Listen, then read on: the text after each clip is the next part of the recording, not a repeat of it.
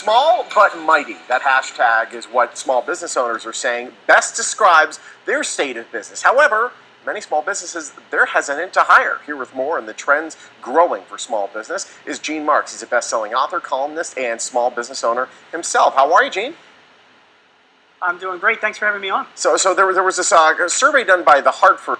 Tell us why the Hartford decided to conduct this survey.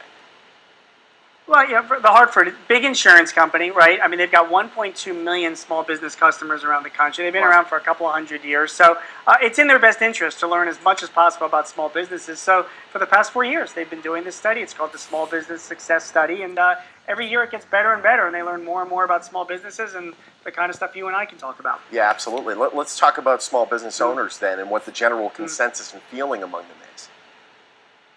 Yeah, it's interesting, Sean. I mean, the business owners themselves, as a result of this survey, some really good news. 77% of small business owners that were surveyed feel that they are successful in their business. Great. So that's really a good. I mean, I run a 10-person company, and I get it. Different people have different definitions of success, but that's a really good thing. But here's the downside. Even though 77% feel that they are successful, 2/3 of them have said that they did not hire anybody in the past year. So you've got a lot of people that are feeling successful, but then you got most of these business owners still not hiring new people, and that's not a good sign for the economy now or into 2015.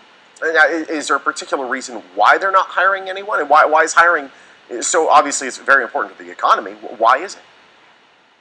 Well, yeah, I mean, first of all, very important, of course, you're right. I mean, small businesses themselves, they employ 50% of the people that are in this country. 75% of new jobs that are created every year are created by small businesses. So, yeah, you're right, it's very important. But why? Right, why are they not hiring people? Well, there's a few reasons. Okay, the economy is not growing, so that's certainly a thing. I mean, it's growing at 2 to 3%, but not at such a significant amount that business owners, feel the need to go out and bring on new people. Yeah. The other big thing is still the effects of the recession, Sean. I mean, the recession itself was 5 years ago, but even now, 55% of the small businesses that were surveyed by Hartford, they feel that they are more financially conservative than they were before the recession. So they've learned. I mean, these are the people that survived the recession, and they're looking at themselves and saying, look, before I give up my cash reserves or whatever, I really want to be really sure that it's the right thing to do.